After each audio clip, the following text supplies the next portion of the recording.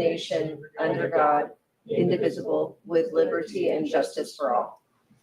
Thanks. Sorry, Dr. Russell, caught you a little off guard. That's okay. I can use the restroom real quick.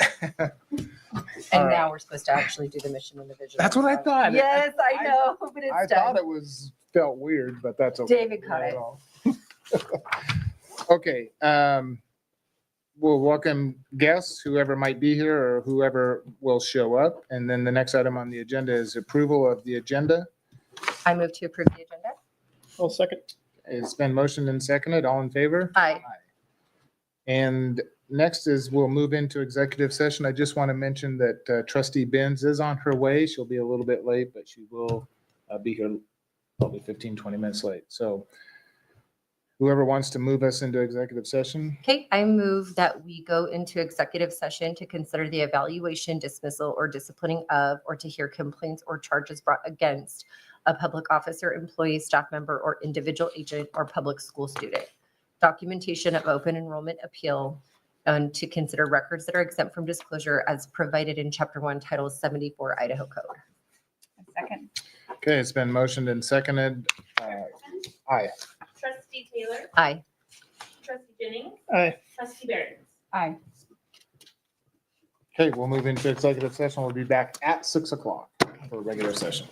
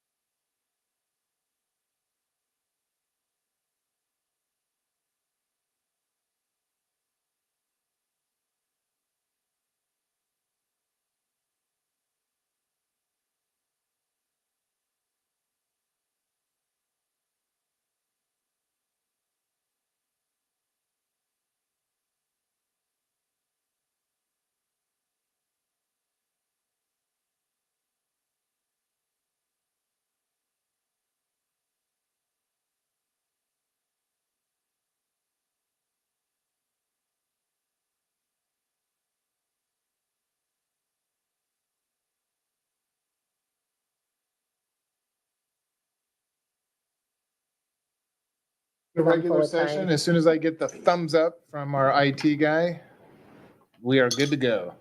All right, the next item on the agenda is trustee comments. Any updates? We'll start down here with trustee Benz. You got anything you want to get off your chest? Not tonight, thanks. Okay. All right, we'll move on to trustee Behrens. Well, it's hard to believe we're already in the school. You know, it's and we're in second week and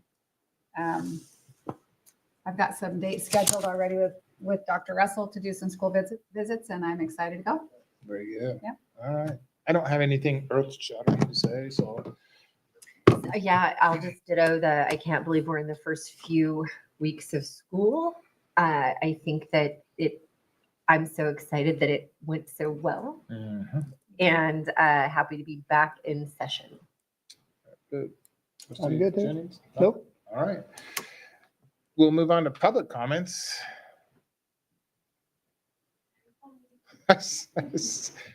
The public sitting on this side looks like they all work for the district. I don't see any other public here, but we'll make sure nobody is signed up. All right, we will move on to the consent agenda. Anything the trustees feel like they need to move out of the consent agenda and deal with in a separate action item, or I will entertain a motion to. There was an addendum to the personnel report. I hope everyone got a look at that. It was very informative.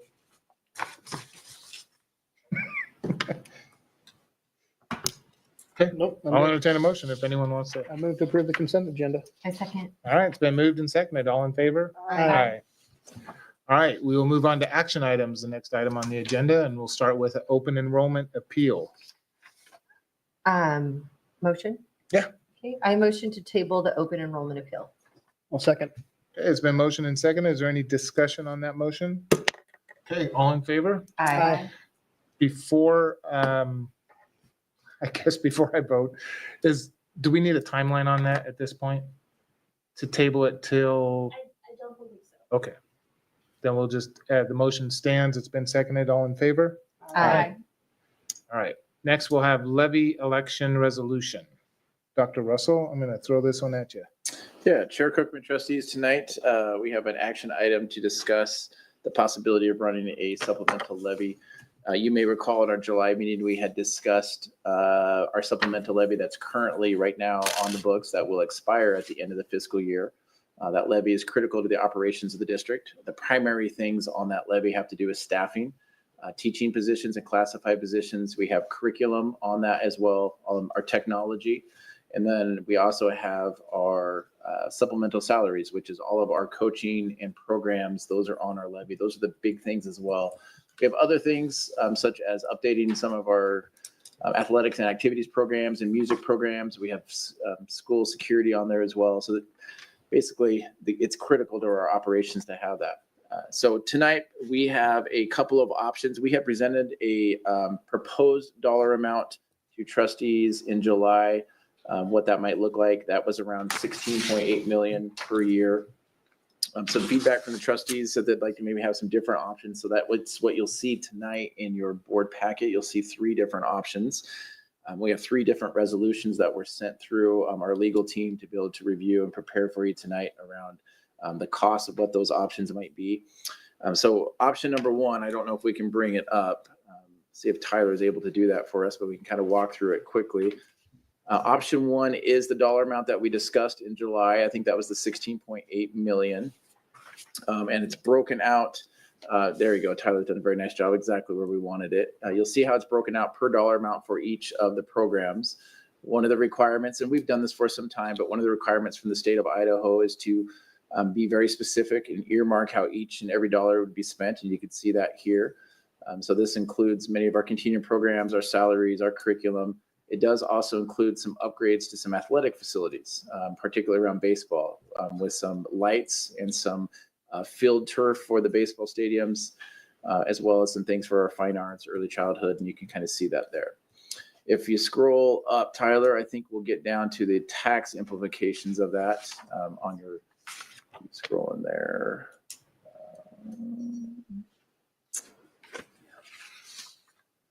So the way the ballot is written, the state of Idaho has passed a law that when it comes to the ballot, it'll look just like this. So it'll look for the dollar amount. One of the things that we discussed in our July meeting, though, is that this district is receiving funds from the state of Idaho to help pay down supplemental levies. If you look in your board packet on your board memo, you will see that what that payment is. And for the 16.8 million, it's looking like we receive about 6.4 million from the state of Idaho, which would drop that overall cost to the patrons to about 10.3 million. Is what that would be. Unfortunately, we're not able to put that on the ballot. So that's something that we would have to educate our patrons and our community around. But that's how the ballot would look for this option. Tyler, could we bring option 2 up if you could? Option 2 is going to look very similar to option 1, except there is a dollar amount that was taken off. And option 2, the athletic upgrades to the baseball fields was taken off. That was, I believe, around $400,000. So you'll see here, there's a dollar amount for 16.4 million instead of 16.8. Again, Tyler, if you'd scroll up, you'll see the ballot language of what that would look like on the actual ballot. And then if you, on the board packet, understanding that this district would receive $6.4 million from the state of Idaho, the tax implications would be 9.9 million for option 2. The last option, Tyler, if you could bring up option 3, would be the playing field for the baseball field to be taken off, as well as the upgrades to the lighting. And that would drop at about 900,000. So instead of asking for 16.8, we're asking for 15.9 million. And Tyler, if you would scroll up, you can see the ballot language would look very similar with the 15.9 million ask for 2 years. And then again, the district, if it receives 6.4 million from the state of Idaho, the overall tax burden to the patrons and community would be 9.4 million. So, Dr. Russell, the 107.81 per 100,000 is based on the 15.9. It's not based on what we get from the state and what that is final figure. I'm going to look at Mr. Dewey, but my understanding that is correct, right? The $107.8 per 100,000 of taxable assessed value does not include the dollars from the state of Idaho to drop that. Correct. We cannot legally put that in there. So it's based on the 15.9. Based on the 15.9. And we should know how much. Last year we got 6.5. This year we're supposed to get more. State is kind of tight-lipped on it, but we are assuming it's actually going to be more than the 6.5. Do we need him at the mic to get Sorry. recording, Tyler? Sorry. I just want to make sure we get this recorded. Yeah. So the House Bill 292 money they should be sending us some numbers at the end of the week is what I'm hearing from Julie Overly at the state. According to our, some people in the know, if you look at the actual bill, they're supposed to be adding the sales tax associated with internet sales this year in order to increase that money. And it could be upwards of 50% increase, which I think that's a little bit probably overwhelming. But in any effect, we should get at least what we have, maybe a little bit more than what we got last year. So we're looking at 6.5, maybe 7 million is kind of what we're looking at. Conservative estimate around 6. Yep, and it's required to go against all supplemental levy. And until we pay off the supplemental levy, we can't do it for any other purpose. So if when that money comes in, would that change the taxable, the $107? Yeah, Trustee Kirkman. Yes. Tyler, if you'd bring that back up, I think it's in actually our lawyers kind of work that out in your board packet on your memo. The bottom line will show. So for the example that we just showed here, that was $107 per 100,000. If the 6.4 million came in from the state, it would drop it down to $64. Do we have the Excel? No, this is good because it Okay, says all right. $107.81 per 100,000. That's what the ballot would say. Based on our form here that we got from our lawyers, it'd be $64.08. Okay. When the state finally paid us would be the tax implication for that. Do we know the number that the public is currently paying on the levy we have right now? It's also in the memo. Everything's in the memo. Chair Cookman, Trustee Jennings, yes. Let me find it. Point. Yeah, it's right. Is it 63? Yeah, It is that's 63.27. $63.27 per 100,000. So if this is So the 15.9, if the money came in from the state, would essentially be 6408 versus what we're paying now, 6327. Yeah, so Correct. one thing to take into consideration, which we also can't do in the ballot because they like to make things as difficult as possible for us. This assumes that we're on actually last year's levy allocation, if that makes sense, of value. So that doesn't even let us take into consider this value that we're going to use this year for property taxes that will lower that 6327 lower. And then when we go, because this is actually 2 years out, right? There's going to be an increase in value then too, which will also lower it even then. So this is about unless we have a market decline like we did in the 2008, the value will actually come down. This is the highest, in my opinion, that it should be, unless that the 292 money comes in lower, if that makes sense, because property values are just going to increase in this area. And Mr. Dewey, if I could summarize, because property values would increase, that would allow more of a pot to pay for. You're exactly right, because that's what a lot of people don't understand. We don't levy a rate, we levy a dollar amount. So because we levy a dollar amount, every property value increase actually goes towards spreading that even more. So all these commercial buildings, everything else we're doing, those big ones that are going in, a lot of those are just gaining value in our area. Unfortunately, a lot of them that are really going up by the Amazon plan are all in Valley View subdivision. We get the Amazon, but all the other ones are in theirs. But we still get a ton that's happening in this area as well. Okay. Trustees, any questions on that point right there? I want to ask about some of these just general questions about the amounts and the items. So I know that the statute requires to be very specific in what we're asking for, which I actually like. I think that's just common transparency that everyone should look at. But when we look at continued programs, do we need to get more specific as to what programs are being continued? Do we need to get more specific on some of those things in the levy? Because I just think that would be beneficial for our patrons to know. Yeah, Chair Kirkman, trustees, it's a very good question. Mr. Dewey might be able to help answer that, but continued programs is our staffing. And so the programs that we would have would be class sizes. It would be some of our special programs that we have for some of our students, that have more needs around disabilities, around needing specialized instruction, example gateways kind of program, some of those supports, programs for us to be able to have tiered leveled instruction for kids when it comes to academics. So you get your basic classroom instruction, but we have supports in schools that allow kids to go into smaller groups to get better instruction that way.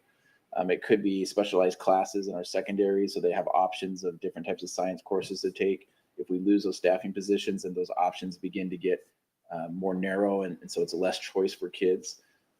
That's kind of why we defined it as continued programs, because it's hard for us to say exactly it's going to come from this grade level or this department or this school from what school. But I'm sorry, Dr. Russell, interrupt you, but could it include, maybe there's something that we could just include that this includes teaching positions.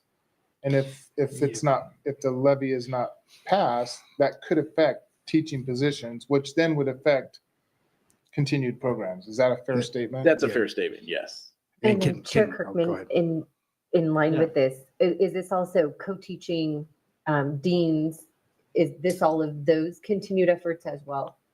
Chair Kirkman, Trustee Taylor, all of those would be impacted, yes. Got it. Because They're all tied into one. what we ultimately would do is look at the supports that we have, and we want to keep our class sizes as small as possible. So we're going to want to keep as many teaching positions as we can, but having extra deans and those type of things to support our kids, we would have to look at those positions.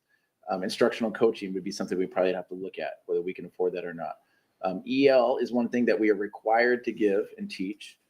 We are not required to do it in the format that we do, so it could change and modify, meaning certain cuts could be, and we have to look at differently how we do it at secondary compared to how we do it at elementary.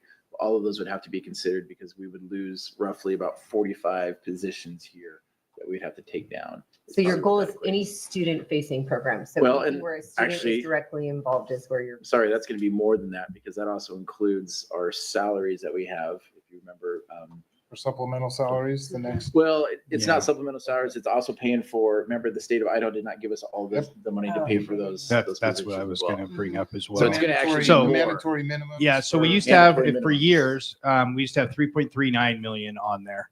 And one of the things we tried not to do, we actually dropped it $600,000 because we were trying to get off that portion of the supplemental levy until we realized everybody else is on it. We kind of compete against them, so we might as well keep it. The 3.3, we never increased for salary increases. So when we had, say, 25 additional teachers on this or 35 additional teachers, we sucked up that difference in cost for their raises into the general fund, if that makes sense.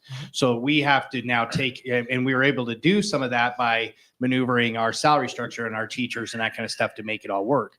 Now that we have our minimums that we have to do with the state, and we're trying to basically get to at least the career ladder, if not more, that's why we've added the additional money to get there with this. So ultimately, it's to keep the teachers that we currently have, to pay that what we need, bring everybody else up at least to the career ladder, and then some, which we are trying to say is to be here at Nampa, we want the best teachers. We're willing to pay you more. And our patrons, are you willing to pay more for our teachers to be here? I call it the Nampa Premium, but whatever you guys want to call it is what it would be. And that's kind of how we would market that as well. So another what if question, and you alluded to this, Dr. Russell, was if the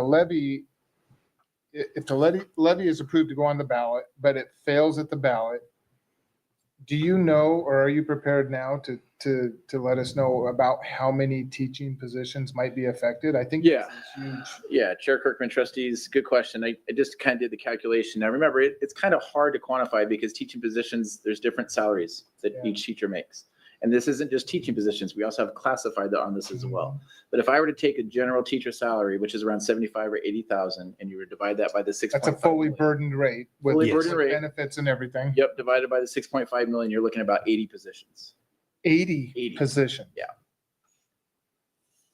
So it's a large number. Much staff do we Uh, have? I'm sorry, I was thinking. So we have 850 teachers, and then we have about 10%. 1,400 employees total when you take classified. But it's no small number. And you think about what we had to do 2 years ago when we had to restructure the district and close schools and things. We were trying to save around 189 positions there and try to work that down. And we had to pass our supplemental levy then, and that saved quite a few positions, if you recall back then. So it's a drastic impact upon our programs. Well, outside of the programs, I'm just thinking the immediate effect is going to be, what's our average class size for elementary students right now? Can I do a little bit of correction here? Sorry. So right now, remember we have 3.39 million. So 3.39 million divided by 80,000 is 42. So that's 42 position. Now the 6 million would be 80 if we got it and If it we got it. continued on. Okay. That's where he was getting 80. I was like, no, it's not. So sorry to do the correction, but So it'd be 40. We don't have 40 80. What'd you say, 42 positions? that would 42 be- basically positions at a fully burden rate about 80,000. If the levy fails. If this levy Okay. fails and we have to now go into crisis mode of XYZ. Yeah. Also, along with that, we have positions sitting in supplemental levies. I mean, our supplemental salaries, which are all of our staffing for our sports. And that's about 1.2. And we also have positions sitting in curriculum and instruction and in our NPL money for our technology as well. So there's classified positions in there and some certified in the other ones that would be affected as well, that we would then try to figure out how to deal with that. It's So a I Now, understand. Mr. Dewey. whole other I'm level sorry, of- No, trustee that's okay. Kirkman, So I got- just wanted to clarify. So I understand the difference Mhm. now between the 40 and the 80 and that. Okay. I Yeah. just want to make sure that clarification. But really, I'd like to clarify if I could, though. I want to ask Mr. Dewey a question. Mr. Absolutely. Dewey, I understand that that's with the 3.3, but we have already approved contracts with minimum salaries on it. So that's my concern is we've already said Yeah, contracts. so and a certain there's number that potential we're- that depending on where we get, we would have to. So right now, again, to make this contract the way it works, we're getting in the whole $2.3 million. That's not all from salaries, right? Because we didn't get any discretionary this year, right? Correct. But there is a portion of that which we had to pay just to get to minimums. And so we would just basically be treading water for a while. We'd get rid of the 42 positions and potentially not be able to do some, get us up to where we need to be. Yeah, Chair other Kirkman trustees, positions. that's where my thinking was, is Yeah. we would likely have to have other cuts to make sure that we could afford the contracts that we had already signed. Yep. Yeah, So- because not dip into our fund Makes balance. sense. either. To answer the question tonight, we have not dug deep enough into it to be able to say exactly how many. But the answers you provided are enough to, I think. Well, maybe most to boards allude, live with. I would agree, but if I'm picking up what you're alluding to, I think there needs to be more definition around it so the community understands the Sure. weight of it. Because I would agree with you. I don't know that continued programs gives enough of an understanding Enough of the definition. impact of not receiving that $6.5 million, and that number is high. Yeah. So I feel like if somebody asked me for $6.5 million and then they told me it was for continued programs, I also would have questions. So I like that we're having this discussion. Maybe do we want to do some defining when we I assume we've got everything ready to publish the levy and define the levy, like all the great things that Courtney does every year. So let me just Because I finish. just want to make sure, I think this is important. I think what he's No, saying has absolutely. merit. No, exactly. And that's exactly why I asked the question. I don't know. I know you can't go into detail, because the levy, it'd be an 18-page book. on the- And Sure. Chair Kirkman trustees, the difficulty is because of the state minimums now. Yeah. In the past, it was easy to say it's 40 some positions. Yep. But because that state minimum that we had to pay that amount that we didn't get onto it, now that's my concern of if we don't have those 43, and then how are we going to meet that minimum that we've already Right. said we were going to meet? I think that's my question. So on that note, hold on just a quick second as you're coming up to the podium.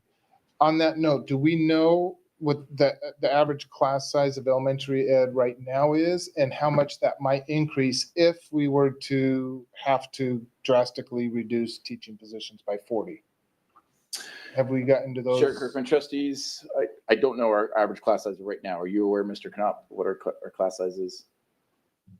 I kept looking at him. I didn't know if you got the hint or not. Barbershop choir here. Literally. Our targets right now are between 20 and 28. So Yeah. depending on kindergarten through fifth Sure. grade, I would say right now, most classes fall within that target. There's always a few, there may be a couple under Yeah. or a couple over, but that's Would we target. say So 75%? we would probably have to add 3 to 4 students per each of those ratios So to if get we up to- took these away. So you're looking now Might be 24, north of 25 30. kinder and first grade.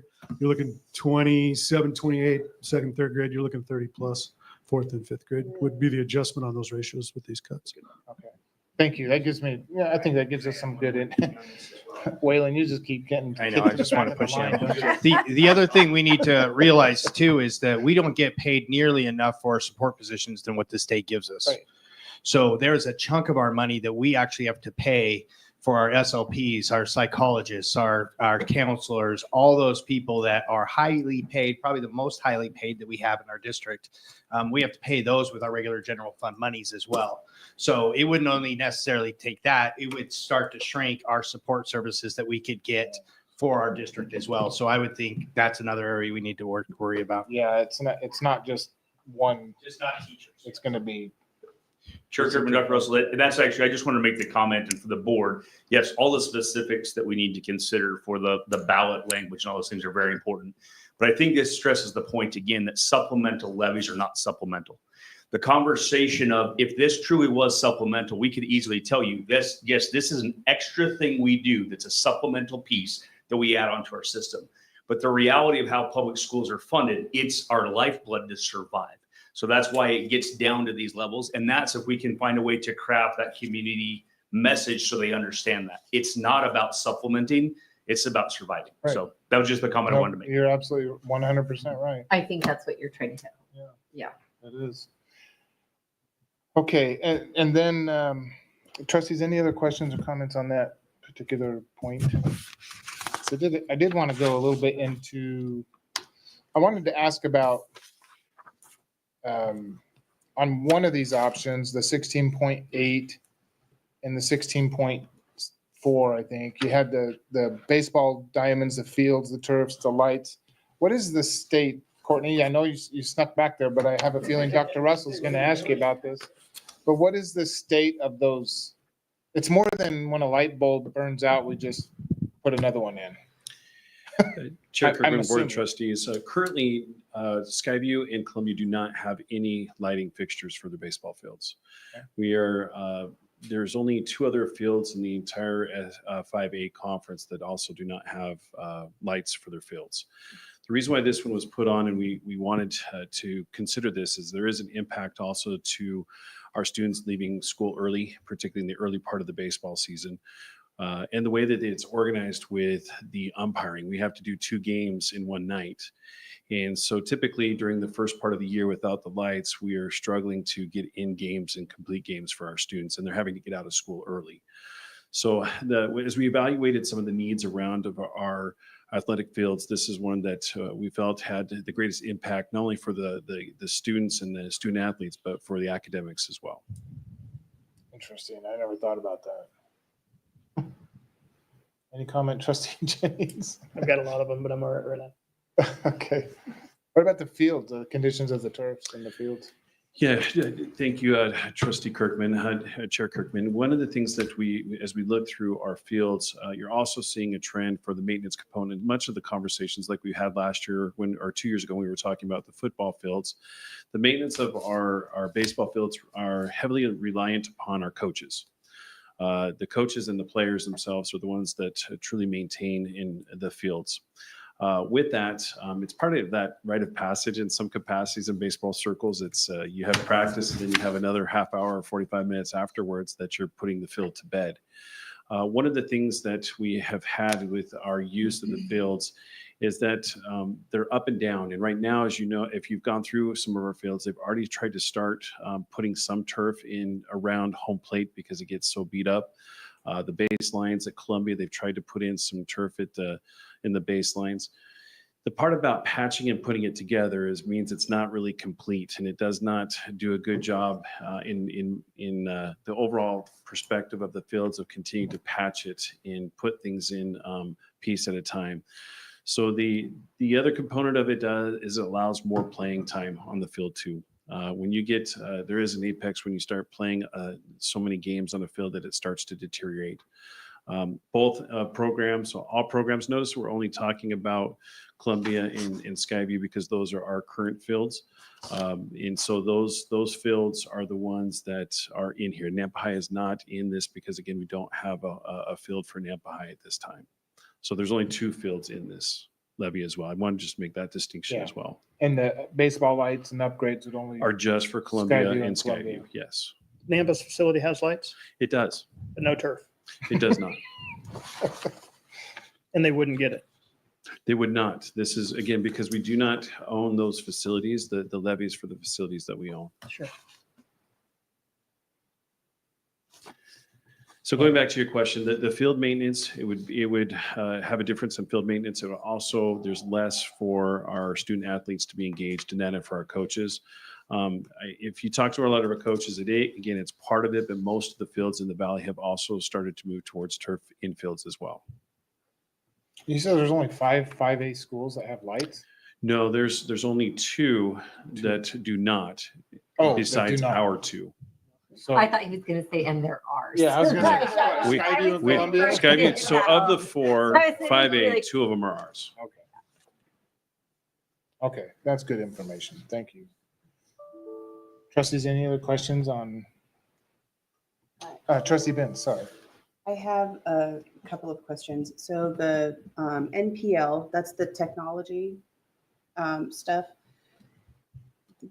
I don't know that, since we were talking about the language of the continued programs earlier, I don't know that everyone would know what that NPL is, and it's a large line item, largest besides the curriculum and continued programs. Do we need to, like, it's an acronym, I'm assuming, do we need to say what that is? Chair Kirkman, Trustee Benz, good question. It's something, again, we can check with our legal team because they're the ones who do, this has to be spelled out on the ballot. And they were the ones that will have to approve certain language or not. So I heard the question around continued programs. We could around the Nampa personalized learning, that is each student's device. Usually when we put technology, that sometimes incorporates larger things like underground wiring or fiber optics, that kind of stuff. So we have tried to make it more specific to the students' learning, but it's a good question and happy to look into it and see if there's another term that we could come up with that would clarify the students' technology that they have. Well, I think even if we just said Nampa personalized learning versus the acronym NPL, I think that would just do it, because then people would be able to see, oh, this is for this thing. Well, the language that is drafted by the attorney, if this was approved to go to the ballot, that would be drafted by the attorney, but then the district would have some, lack of a better term, some supplemental information Correct. going into a little bit more detail that we could distribute to the patrons. Yeah, also, Chair maybe Kirkman, answer some of trustees, those questions. typically that is what we would do. We have done in the past, and we get that information out to our community about what those programs, like what does it mean programs? What does Yeah. it mean NPL? What does it mean? Like what is robotics and esports? So- People might not know what esports means. Yeah. Trustee Kirkman. Yeah. Yeah, that's what I was implying. Not that we would necessarily have that be the ballot language, but that the website where we educated people about it would be updated More with these detail. terms. Yeah. Okay. And then one more question. Sure. if that's okay. Absolutely. So just going back through, trying to remember the different numbers when we are reimbursed from the state, the cushion that will reduce the actual burden. It sounds like between option number 3 and option number 1, it's what, a $1 million difference? Did I retain that information correctly? Chair Kirkman, trustee 900,000. Benz, it's 900,000. Okay.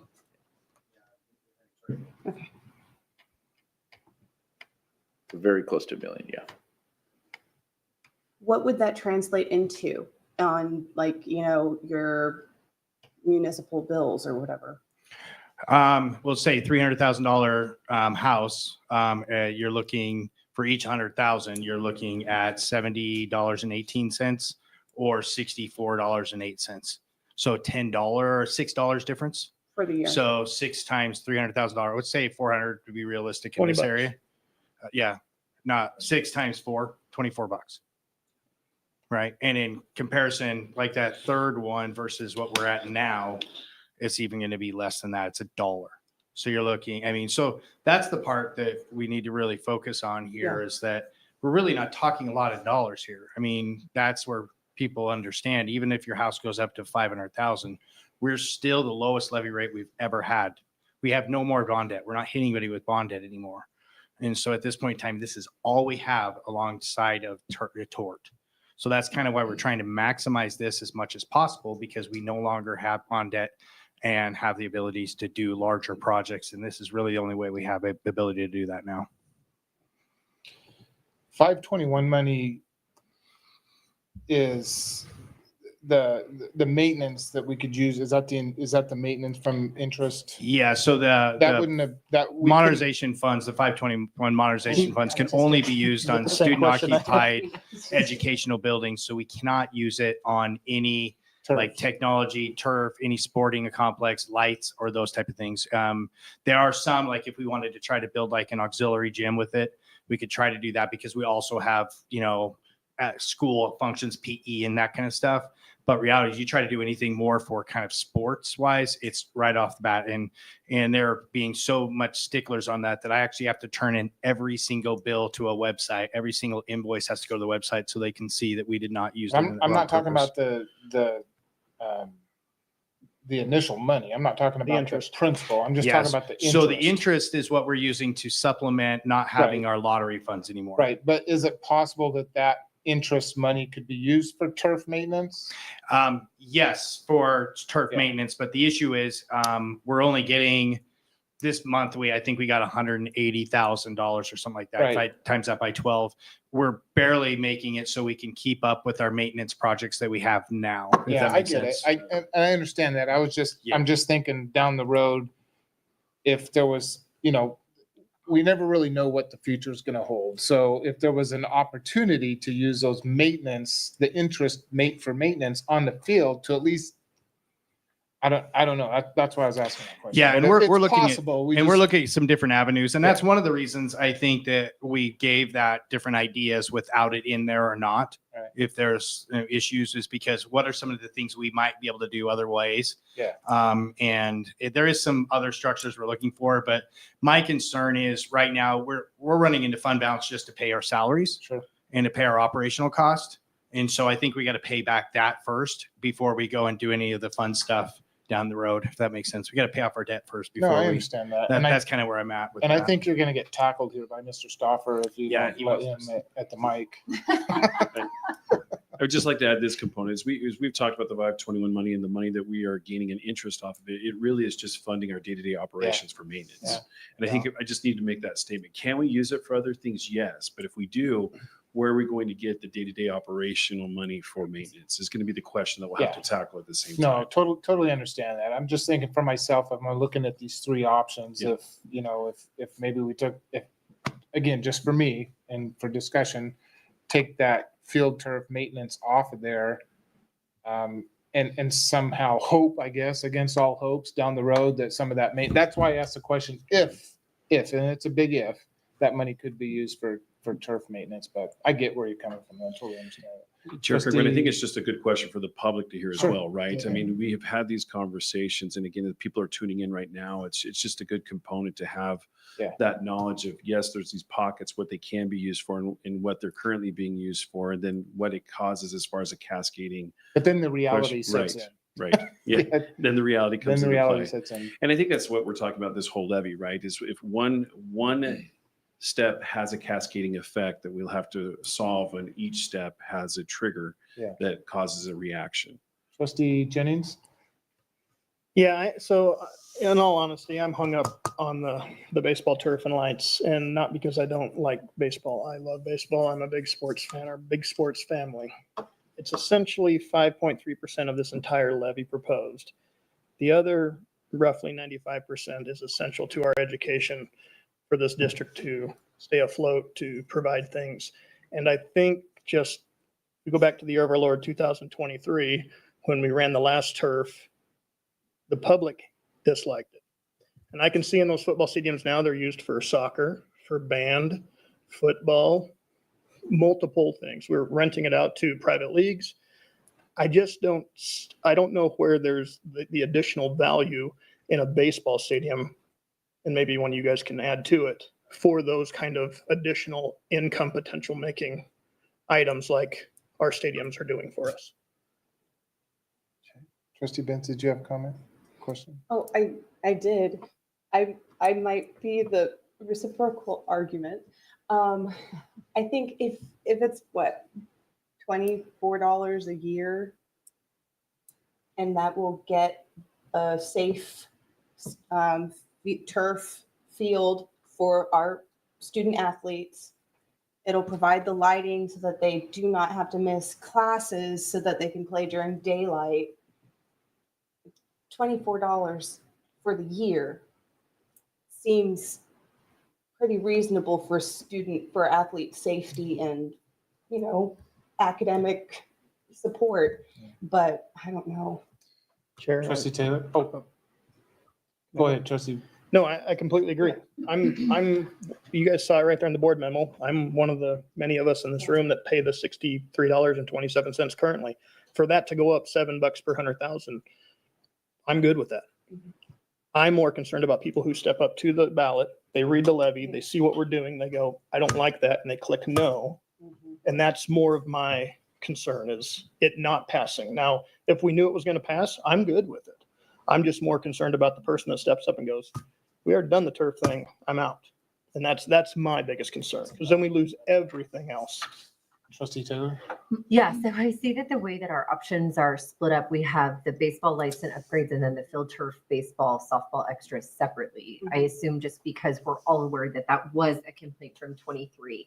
What are softball extras? What does that mean where it says, because it says field turf, baseball, softball extras? Give me some ideas. Chair Kirkman and Trustee Taylor, one of the things that that was intended to do is we have one field that is ours for softball. So there's 2 fields at Columbia that would be ours for softball. And there's some things that they have delineated out that they would like to have. Some of those include renovating some of the dugouts. The included in that also was some maintenance work along the fences. And I haven't got down to the specific details on that. I think Mr. Barber has that. Overview is good. Yeah, Don't be those are the specific. overviews for softball as well. So really quickly, recently, by blessing of God, I've got to start traveling again for work. That's fun. But because I am doing it, it was much funner years ago, but because I am doing it, I've been looking at a lot of fields. Turf seems to be the way everybody goes. I'm not seeing anything that's not turfed, right? I know we had some complaints in 23. I saw some on Facebook. I have received not one single message regarding the levy in my email box regarding turf, etc. However, I also believe, like Trustee Jennings has said, that could be a bit controversial. What fallout, if any, have we noticed since 23 regarding turf? Have we had people come back to you and say, actually, I made a mistake. This has been the best solution? Like, where are we at with that whole conversation? Chair Kirkman and And Trustee then Taylor. just back to, I'm not seeing anybody, like, I feel like you guys are getting the same feedback that turf is the way to go. Chair Kirkman and Trustee Taylor, I would echo those sentiments. That is exactly what is happening. Our coaches, our parent groups are discussing this, and they have identified this as something that they've wanted to have. Again, I go back to where our parents have been trying to put sections and pieces and parts in. Our coaches have been trying to put pieces and parts in to get there. It's just not, again, as a holistic view, it's not safe to piece and parcel it out. We want to do it the right way so that it is not a burden upon the district as we move forward with it. As far as the football fields, we've had nothing but good reviews since that initial question. And I would like to remind the board that we did pass that. With that, even with those concerns, the levy did pass. This is a much smaller project as far as the dollar amount as well. That was a significantly higher dollar amount. And then Trustee Jennings, as you mentioned, what are some of the residual value for it? With having turf fields mean that more teams could play on it. There are options for us to potentially rent it out at a different clip when we're not using it in the summer for those 2 fields. We do have some that rent it right now, but one that I can speak for personal experience is the Columbia field. When we've rented it out to the collegiate teams that come in, they beat up the field, and they don't leave it in the same capacity when they leave because they're renting it. They're not putting the same attention into it that our players do. And so we're having to come back in and fix those and rework our fields after that. So there is components where they can be rented. I will let you know that we had 22 club teams trying to get into our fields that we did not give them access because of the amount of damage it would put onto our grass fields. So we turned away opportunities for a lot of our fields. And Mr. Stuffer, you feel like you guys would take those opportunities with turf fields? I do, just like we've talked about And with lights. the lights I are going to think be a the big lights deal are as well little- because the length of the day, it But does. the lights seem almost essential because we don't have lights and you're having to pull double back-to-back games for umping, right? That's why Correct. it's separate. That's why you've got it pulled out Correct. because the lights almost seem like an essential. We did it with that intention, yes. As Yeah. we heard some of the questions and concerns, we prioritized option 1, 2, and 3 based off of what we felt was the most essential. See, I look at this from a fiscally, I consider myself fiscally responsible, especially with other people's money, maybe not so much with my own, but I look at it as a return on investment. And that's how I saw those football fields, the return on investment with that. And it's not just always a monetary value. It's pride in this, that the kids take in their fields. It's, I think that has a lot of value to it. And I'm with Trustee Jennings. You're looking at that dollar amount. The concern is, would a lay person in the community look at that and go, that's it, I'm done. No more taxes. I am tapped out. And see even just a $7 increase and go, nope, that's it. Because I've fielded a couple of comments via email that no matter what, I'm not voting for another levy. Yeah. So man, but then I see the benefit, both financially and with pride in our facilities that our students can take pride in, of upgrading these. Oh, I had a thought. It was I've got a gone. question. Will while somebody you're- catch it?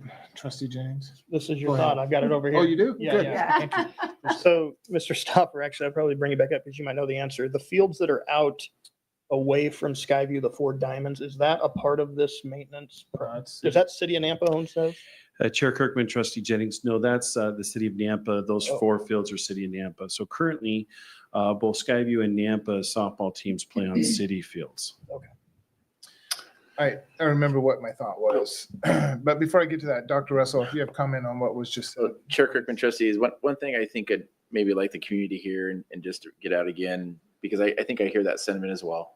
I'm tapped out, taxes enough, we've been taxed enough. I think we all can feel that and understand that. The state of Idaho, per student, puts a number on a kid and says, this is what you get to educate the child. And again, I said this last month and I want to reiterate again, here in Napa, we have higher needs than other communities.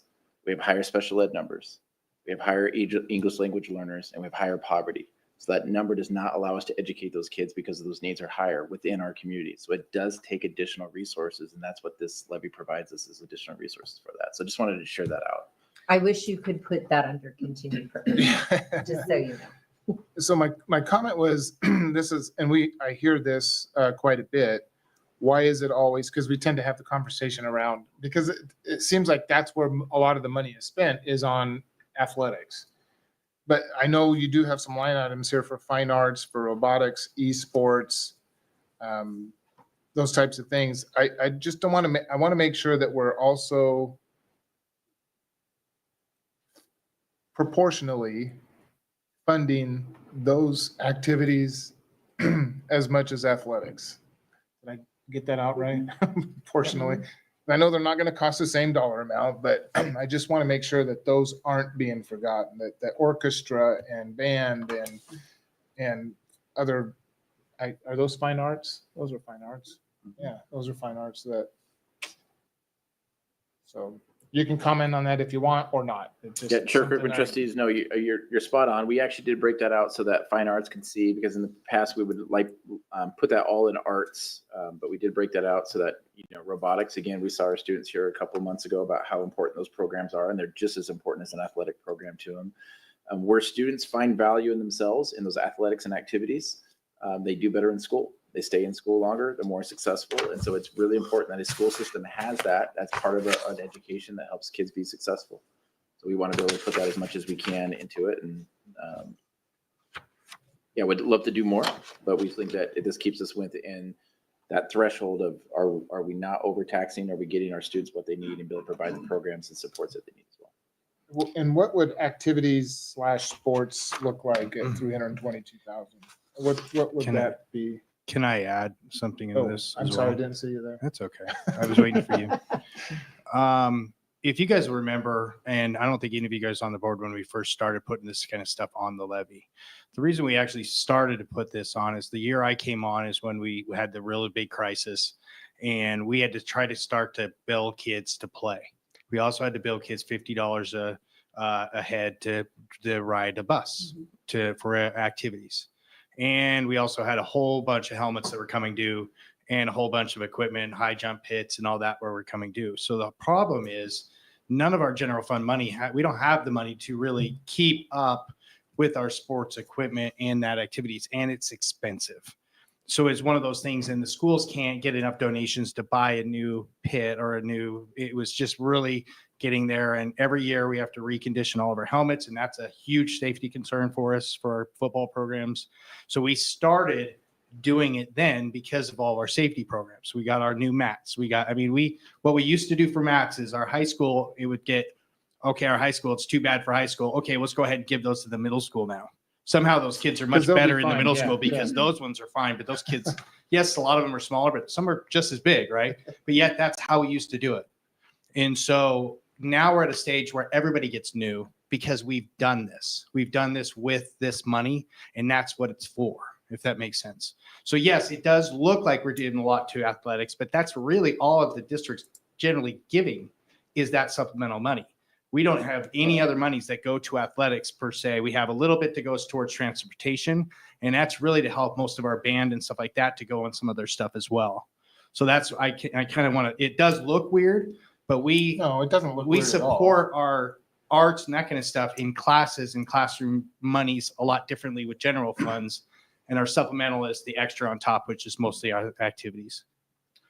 Sure, Kirkman trustees, the question, Mr. Chair Kirkman, the athletics and activities and sports, usually that's upgrades to athletic equipment, upgrade to uniforms. I don't know if you have specifics on there, but Mr. Dewey just mentioned, sometimes helmets have to be reconditioned. There's a cost to that, upgrading, wrestling mats and those type of things. It's just usually the wear and tear on the equipment and the uniforms that we have. And there's a cost to that over 2 years that we put to that. Yeah, Tyler, can you throw that memo up there again? Dr. Go Russell, Chair ahead. Kirkman, just two other comments on that. What sports looks like is if we don't have that, it looks like going back to what Mr. Dew talked about. Kids who want to participate have to pay because that cost is there. And so we know that that's not a spot for our community. Again, what Dr. Russell talked about really, really strains a lot of folks. One other thing for the board to consider, and I don't have any of the position of trying to figure this out, but just for every person who looks at the turf and says, hey, I'm done, there might be another group of people that says, if that's not on there, I'm done. And I think that that's the hard part that you're in that political dynamic. And so I think it's really important, again, in the conversation we have is to really mobilize our parents to help them understand what value they do get from the Nampa School District. And the way they get that value is through these things. And then I would argue over the last 3 years, while there have been a lot of rocky spots, we've proven over time that if you give us the resources, we will maximize every cent we can with that. And so I think that's, again, that part of the conversation and for you to consider. Appreciate that. And I would agree completely with that. I would too. Okay. Are you going to cover just, because I think we just alluded to transportation a little bit regarding sports and activities. Do we want to cover transportation other and activities? If that's, I just think because transportation was such a big conversation that having that brief conversation to refer back to would be good as Yeah. well. Dr. Russell, is that transportation other and transportation activities, is that outside of the, Of what we just discussed. Chair Kirkman trustees, it is. It also includes field trips for elementary kids Perfect. to be able to take those. Yep. There's just further, That's it's not huge. just pure athletics. It's allowing our younger kids to have some of those experiences as well. Perfect. Chair Cookman. yeah, trustee Jennings? Yeah, Dr. Russell, you might know this. I don't know how long the administration's been having the levy conversation, but we obviously just a few months ago, the state increased the salary minimums. Did that in turn increase, like would the levy have looked different had the state not increased that amount for us, that we. Chair Cookman, trustee Jennings, yeah, great question. Absolutely, it would have looked different. Because again, the state said, here's the amount you get. Because we have higher needs, we hire more than what the state allocates towards us. We did not get the money to meet those state minimums. So therefore, we have to come up with that money, take it out of our general fund, and this year is taken out of our savings. But to be able to meet those minimums in years coming up, we had to increase the dollar amount in our levy for continued programs. If you remember, that was 3.3 million. Now it's 6.5 million. What we did is we cut back on some of the others. So you see maintenance was on our last levy. It's not on this levy. That was a couple of $1 million. And then we cut back also in some of the expenses around the athletics and activities because turf was a little bit more last month or last time. It's less now when we put the baseball fields on. So we did adjust some by taking it back, but absolutely it looked differently. You'd probably have a couple million less on there if the state didn't say you have to pay these minimums and give us the amount to actually do it. We'd probably be back where we are with this levy, 14. And Chair Kirkman, yeah, probably very similar. Very similar. is there any way we could send a bill to the legislature after we get to the, just like an invoice or something? Yeah, Chair Kirkman, again, it's hard because the state legislature, to their credit, sees that, we got to give a number to a kid. But when you have higher needs than what some of those numbers can actually afford, it makes it harder on a school system to be able to do that. And there's neighboring communities that they can get by with that dollar amount. But we have more needs here in Nampa. All right. So do we have any updates? Matt, Mr. Sizemore, do we have any updates from across town? Oh, yes, sounds like they, All right, bring him to the mic. Hi there. Trustees, yes, they, Who's they? I'm sorry, the city of Nampa and the city council voted to, I'm trying to remember the language, basically shut it down. They're not going to go for a levy this season. The season, levy season. Oh, Yes, geez. All right, thank you. Appreciate that. All right, what do you think, trustees? Any other further questions, clarification? I don't necessarily, sorry. Yeah, go ahead. you go trustee ahead. Taylor. Well, I just want to, so are we, this will be ballot language, is that correct? The Board of Trustees, et cetera. So purpose, will continued programs be on the ballot? Is that how it will be written? Chair Kirkman, Trustee Taylor, that is correct. What you're seeing tonight is exactly what the ballot's going to look like if it goes to November. And we couldn't like put education and support there? Out of all the things, if I just saw this, I know what's needed. So I am very aware of the need of this levy, and while I would love for there to be consensus about the dollar amount up here, I believe that we do need a levy to continue to support the needs of our district. So I'm sold on this. I just feel like if I saw this levy, I'm out and about. We actually don't, we have 9 people online, staff primarily in the room. I don't know how many people are really paying attention. Right So now. my concern would be I go to the ballot and it says continued program, $6.5 million. I wouldn't necessarily know what I'm supporting. So that is just that I really have concern around that particular one. I think everything else, as we talked through it, I wouldn't have that as much concern. Like I said, Right. I think I can find justification for the turf, things like that. And I get what we mean by continued programs. I'm just wondering, could we put continued programs, education and support?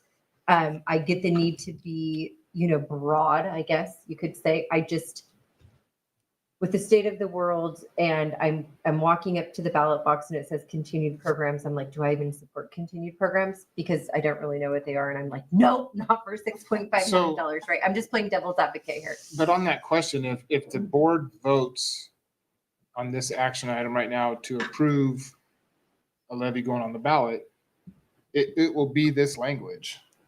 Because this is what we're voting on, is this language. If Well, we wanted could vote it to change, make a change, but that's why I'm we could asking. add that as a condition or something like that. Correct. But if we added the change, then that would be the specific wording that would go on the ballot, whatever the. Chair Kirkman, trustees, if the board, the resolutions and the action items would be for exactly how it's written tonight. If the board would like to see a change around continued programs, that is something that I think we would need to bring back to our lawyers.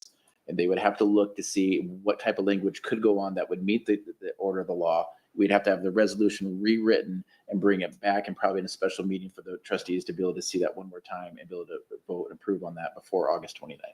So we do have a special meeting scheduled for September 3rd. Correct, but it has to be submitted to the county by September. I thought it was August September 29th. 2nd. August 29th. It's September 3rd. No, The it's, special meeting, It's the 3rd. yes. Okay. and that's after the deadline. So there's a possibility that we give it back to the lawyers, they give it back, and we still don't like the way it reads. Well, but that's what I'm trying to say is do we troubleshoot that Specific here? And language. did your team think through this and you guys feel like you've already tackled that?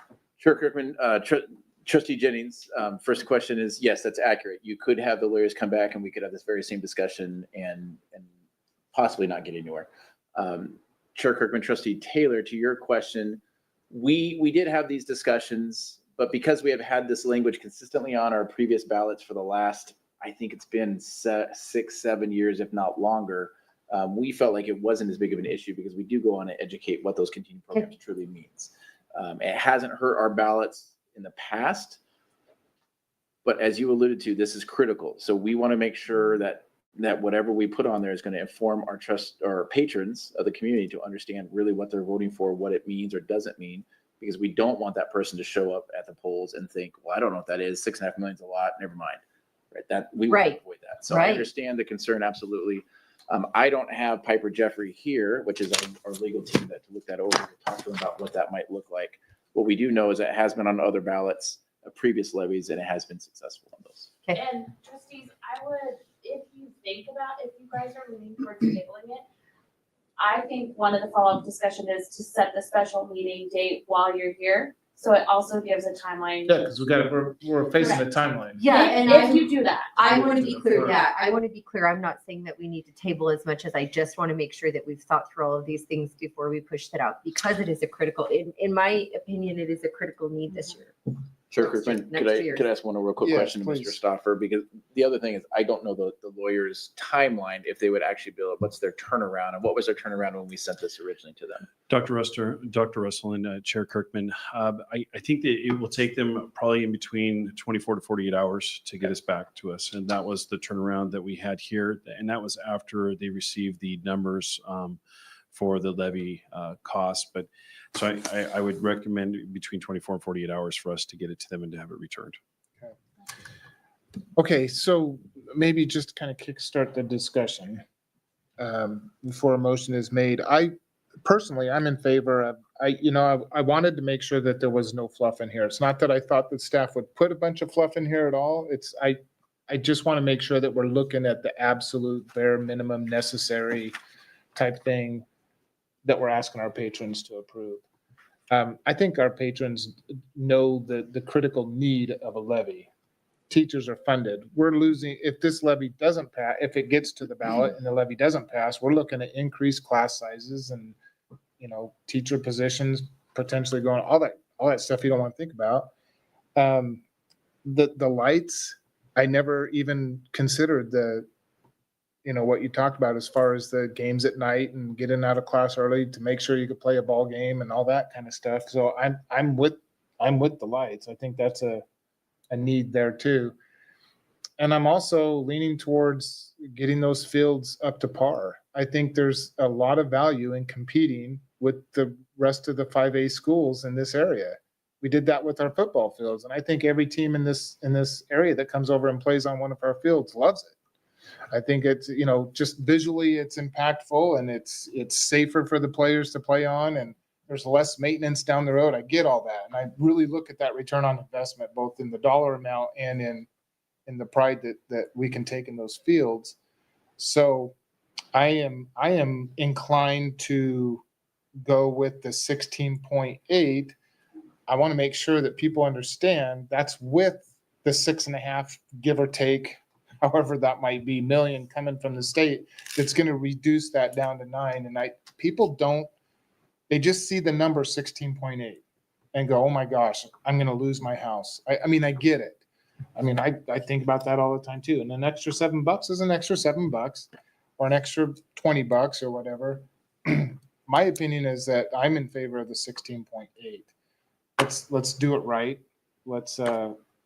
As long as we got the fine arts in there and all that other stuff that it's not just about athletics. So. And real quick for clarification, the $7 per 100 is for the year, right? So it's essentially 50 cents per month per 100. That's on the 16.8. Correct. Yeah. Chair Kirkman, After the Trustee Jennings, after the that's 6.5 million or Okay. whatever it comes. It'd be an increase of about $7 per year, Okay, per 100,000. that's where I'm at. I'm solved. Good, yeah, and I'm with you. My only concern about the conversation tonight is just to make sure that the language there is as helpful as possible in giving a good explanation as to why we're asking for so much money. I just think that 6.5 million looks like a lot. But I like the explanation of that's what we've done in years past. So it seems that it would be comfortable, or that our voters would be used to that language. So I'm fine with that as well. I just, With a lot of extra explanation, right, education, yep. information, all of it. Literally, my concern is I just don't feel like a ton of people are paying a lot of attention. Not that they need to be or anything like that. I just don't, I Should would want be. somebody to see something and. Very valid. Trustee Barrett, one of you. Go. You can go first. Well, I think something that could potentially help, because it was in the news, not this year, but last year, when Caldwell failed to pass the levy and they had to close the school, lay off everybody from the school, severe cuts. It was really, really hard. It impacted the kids almost immediately. I think that might be top of mind for people when they go into the ballot. This is what it looks like. And then voters turned around and passed it because like, oh, goodness gracious. So I don't know how to Help. get people to remind them. how do you, but yeah, yeah. how do you do that? We walk around with a, this is With what a happened when sign. we didn't do it. Yeah. Trustee Barons, did you have a comment? So I am also in favor of making sure that we've got good facilities. I am worried about the education piece. We just got to make sure that the education piece gets passed. We'll get out there. So it is educate. We do have to educate our people, but In the and educate, if it was just education, it may not even pass. We don't know that. We just don't know, but Chair It's a Kirkman, certainly. trustees, if I could maybe walk through, if it doesn't pass, let's walk through that. So what would happen if it doesn't pass? Then the district has one other option in May. That's the only time that we can run elections is in November and May. The problem with May is that's really late in the hiring season. So we would have to prepare as if we're not going to have any of this, meaning next spring, we're on a hiring freeze and we're likely doing more attrition rather than hiring. So as teachers leave, we're not replacing those. We're probably preparing for fee increases to pay for some of our athletics and activities so that kids can play that. And we're probably looking at how technology, what our lease would look like and how we can manage that or not manage that or have to ship some of those back. So we're going to have to make those preparations because if it doesn't pass in May, it's done. And then it ends in June. So it just creates a very hectic and stressful spring budget planning wise, but that's the reality. We would have to do if it didn't pass. But Dr. Russell, I think even that's the- so, if we ended up even going in May and it passed, you've got a month to staff your schools. Yeah, exactly. So Chair Kirkman, you're spot on. The hiring season's late then, Yeah. because that's second week of May that we would finally get money to be able to say, oh, I can't actually hire that second grade position while Meridian, Valley View, Yeah, they've already got Caldwell it. have already hired it. And so now we're struggling finding that position. That's what makes May such a difficult election. And when that March one was taken away, March still allowed you to be able to run something and then have the time to be able to do that. And so it's very detrimental to schools and when it comes to the budgeting hiring process. All these details. Lots to keep track of. Well, I am ready to make a motion now. All right. No other comments or questions? Absolutely. Okay, so I move to approve the supplemental levy option 1 to be sent to Canyon County elections to be placed on the November ballot. Second. It's been motioned and seconded for option 1. Is there any discussion on that motion? And I just think if they're not going to vote for the 6.5 million, they're not going to vote for the turf either. So Correct. That's right. Too much logic there. All right. All in favor? Aye. Any opposed? All right. We will move on to the next item, which is, I don't have this thing keeps shutting down on me. It's And I have to Mine take a quick health break. okay. Why don't we take 5 minutes and then we'll come on. We'll adjourn for 5 minutes. You shut the camera off so I can speak freely.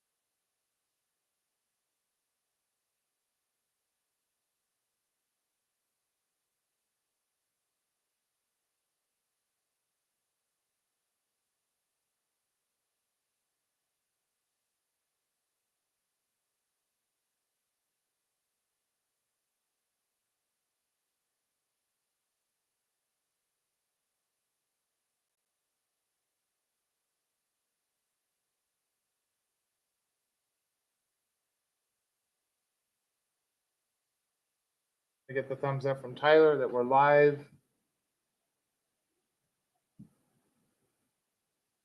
And the next item on our action item agenda is Gradient Adoption Committee appointment. Chair Cookman, trustees, tonight before you, we have a discussion to talk about approving the Gradient Curriculum Adoption Committee, and Director Gomez is here to share some information about that.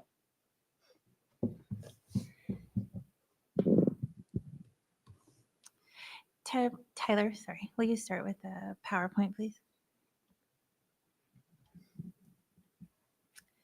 Okay, good evening, trustees. So I have some adjustments to the committee size. When I was presenting this last month, I had recommended we start with 24 based on the content areas. We have 3 content areas that we are going to be vetting, but then that didn't equal out. It was in the meeting when I realized like that didn't equal out to an even number for each trustee. And so I'm recommending that we adjust that total to 20 for equal representation among the zones.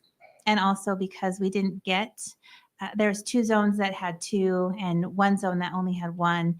We did have a couple of zones that had more, so we have those as that we can look at large for the committee. And so I guess I'll put that to the board if you would like to go with 20 or 24. Yeah, so there were two additional ones in zone 4, 2 additional ones in zone 5, for short 1 in zone 3. Mhm. There's no way that one of those and those alternates in 4 and 5 can serve as a zone 3, or does it matter? Let's just be at large. I don't know if wouldn't it matters. I think you just be at large. Because the decision isn't zone specific, it's No, district. no, Yeah. it's just- Right, and it says alternate selection. So what works best for your mathing? I I guess my think question, 20 will, that's what based I'm on getting the also what impression we- of, is that you would preference the 20, and then that would give you those equal parts on each committee. Is that correct? Yes. And then your stars are already your alternates. So that work's already been done. Yes. You're pending approval still for zone 1. Yes. Do you And need we're that good. tonight? Okay. Okay, perfect. Yeah. So we can get you that Yes. tonight. Okay. However, hold on We just a are sec. still short 1 though on the. However, the entire committee selected, not just the Right. Understood. I was just making sure that based on reading this, because I got the impression that you wanted to go with that smaller number just to make things easier for you. Mhm. So the statute for one of these committees has to be equal parents, equal Yes. staff, right? But right now, what's proposed, I mean, we have the 4 alternates. Is that going to make up, because we have 9 right now that are proposed to be selected, but those 4 alternates would make up We need to select one from the alternate list. Yes. 2 for each. to basically fill in for zone 3. So we have 10 and Yes. 10. Yes. Okay. And I want it to be Kayla Rhodes just because it sounds like a biscuit. There you go. How's that? That one. Literally at this point, because I don't know zone 5, right? Sorry, go ahead. Are we able to keep the remaining applicants as our alternates though, should someone decide to drop out? I don't know about that. No. What does that mean as in no? If somebody drops out, we have to let one other person off of the committee? They'd have to come back to Like us. if you don't accept them, you mean? Yes. So if they don't accept it, then you would have to come back. Even if we approve them as alternates today? So I think you have to define what alternates are, because if you do that, then how are you making sure your quorum is set? Okay. Because that has to be equal representation. So it's basically, if you do the alternates as, if these people can't serve, we're willing to do this, are you gonna rank those people on if we have one? If you we'll go lose with one, this, who or- fills it? But that's what I was trying to say. Obviously, it can't be because she's Rhodes rolls. Like, do you see what I'm saying? So can we approve this in such a way that we could say alternates equally picked in order? Because I ranked my alternates with, I know Araceli, I was trying to think, is it Miss Gomez? Thank you. I was trying to think of your last name, but that being said, since I did that, I assume trustee Kirkman did as well. So could we approve tonight so we don't have to come back, alternates to be chosen left to right? Can't you just put them in? I guess, We just need to put 1 in there. Sure. I think I would lean on you guys on this. I would just caution select. I think Chair Kirkman, trustees, this came up a couple of committees ago. I think when we first were trying to do an adoption, when Mr. Knopp was over curriculum instruction. When we talked with Brett about it, I think we do need to set the number because of what Ms. Lamont had mentioned. You do have to determine a quorum. Now, if somebody drops off of that, according to our lawyer at the time, it does not mean we need to come back and try to find someone to replace that. It's just a certain number. Yes, But that's we do fine. need to set the number tonight about That's this is the number so Okay. that we know what we have a quorum or not. If people drop off, then that number does change, but we don't continue adding because according to our lawyer, that would be kind of futile. Would be keep coming back and back, and it just Okay. wouldn't be a process that we could. So we need to add one alternate tonight. Do you have a method by which we'll pick them? No. Okay, so Do we need to, Do we still use rock, paper, is scissors? that, yeah. well, right, that's what I was trying to say. Is there a But method? is that, It can't be but is that rules, rules. process, is that method necessary at this point? Because all we're looking at is the request from staff is for us to approve 20 or 24, and here's the names. Yes, You're we are still one short. short. We are Okay. short You're one. still, we've got to approve, So we got to take one of these correct, 4 4, 6, 8. alternates and put in 10. basically zone 3 or And I whatever. think you guys also have to decide if a board member's sitting on it or if Yes. you're going to have Mr. LaFleur sit on it. Is that Yes. correct? And he will be our 11th. No, so we have 9, and then there's either a district representative that we appoint or a board member to As make a- up that 10. Under the education piece, Mhm. like you The guys. NSD consider representatives. staff or- Mhm. Got it. So I mean, let's put Kayla Rhodes there as not as an alternate, move her to at large so that there's 10 Okay. representatives from the public. And then I would keep Mr. LeBou on there unless a trustee wants to be a part of this committee. Mr. LeBou, are you here? She doesn't even care. He's over there. He was like, pick me, pick me. He applied to be on the committee, yes. He jumps up out of the excitement from the volunteer position.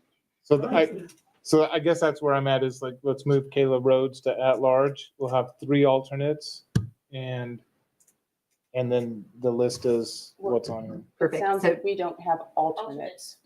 No alternate. So you it's have just an Kaya appointment. Rhodes We're would picking- become the yeah, 10th. Yeah. She'll Yeah. represent zone 3 Yes. and with 20 people. Mhm. Okay, let me Yes. see what you need for your motion. Okay. Okay, so really quick, since my action, let me read through this, trustees, and then and pose my question. So the requested action is that we move that the board approves the formation of the curriculum adoption committee as proposed in accordance with policy 2520. Does any mention need to be made of the number 20? I would say as discussed, and then Okay. I can send that committee in, and it's already in the minutes. Okay, perfect.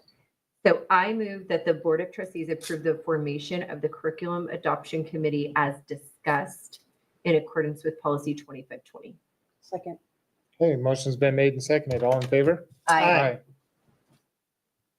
Great. So my last slide is just to go over the timeline. We are currently in August, and so we just selected the committee. This committee will begin meeting August 26th, and they meet weekly through September, except for the day after Labor Day. And then our plan is to bring a recommendation to the board in October.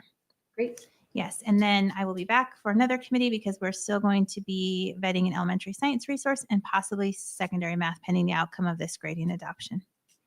Any questions? No, Okay, thank you. Thank you. Thank you. I apologize. We interrupted your presentation, but it worked out just right, huh? The way it came out. All right, Dr. Russell, we are now at the second reading of policy 3275. Chair Kirkman, trustees, before you tonight is the second read of policy 3275, which is our student use of personal electronic devices, otherwise known more commonly as the cell phone policy. You'll see on your board packet, there's a couple of documents in there, mostly because I didn't make it a PDF, which is ironic because I told everybody else to make it to a PDF, and yet I didn't do it myself until I realized that. But if you'll click on it, you'll see the policy as written just clarifies that the district does not support use of cell phones in classrooms. It does leave it up to the administration to make some changes or at least develop some procedures to limit the use of cell phones in the classrooms. And then the board memo mentions this is a second and final read, unless the trustees would like to see some adjustments made to this or other suggestions. The only question I've got is it up to the individual school administration to enforce it in a way, or are we going to have like a uniformed enforcement from the district administration? Yeah, Chair Kirkman, Trustee Jennings, very good question. In the past, we had kind of let it up to each school to determine how to enforce that. And what we saw was a mix of enforcement. And so the district was much clearer this past spring, knowing that the law was coming. And we started off much more consistent this year with expectations around what is approved and not. And our high school principals got together around how they were going to be more consistent about how they communicate that with staff and students. And so far, I think it's been a successful first week. We're happy to see that, and we'll keep monitoring it. May have Mr. LeBou next month would be happy to come up and share an update if you'd like. We could even have our high school principals can come and share an update. It might not be a bad thing. Yeah, personally, I don't think this policy goes far enough. However, I do trust the staff to do, because on line 20, it emphasized that student use of electronic communications devices be as limited as possible. It's that phrase, limited as possible, that kind of throws up a lot of questions for me. After doing quite a bit of reading and research on cell phones and the effects and all that kind of stuff on our students across the country, and this seems to be a movement. We're just like flipping all the way back to the other end now. I just think that it would be beneficial not to have cell phones in school. However, I don't know if the board is willing to go that far just yet, but if not, I'm sure that our staff will move down that road, but that's just a personal opinion. I think this policy doesn't go far enough, but I'm okay with it. It's not that I wouldn't. Are you hoping that one of us will make a motion banning cell phones and telling us that you would agree? I don't know what I would do at this point. I'm afraid to say anything. Who Right. knows? Right. But I will absolutely entertain emotions. I motion that we approve policy 3275 for a second and final read. I'll second. All right, it's been motioned and seconded. All in favor? Aye. Any opposed? All right, thank you. And next item on the action item, or not action item, but next item on the agenda is information items and reports. And we'll just, again, Greg, Dr. Russell, if you want to take this and go through it. Chair Kirkman, trustees, the first item for information on reports has to do with our continuous improvement plan. I'm going to ask Ms. Christensen-Coons to come up and share some information about this. By law, the district needs to have a plan approved by October 1st. As we are entering the school year, that gives us about 6 weeks until we have to do it. One of the issues, though, is we usually don't get our data until later into September, and it always makes it kind of a time crunch. So we thought it might be helpful just to remind the trustees about the law and kind of what we approved last year.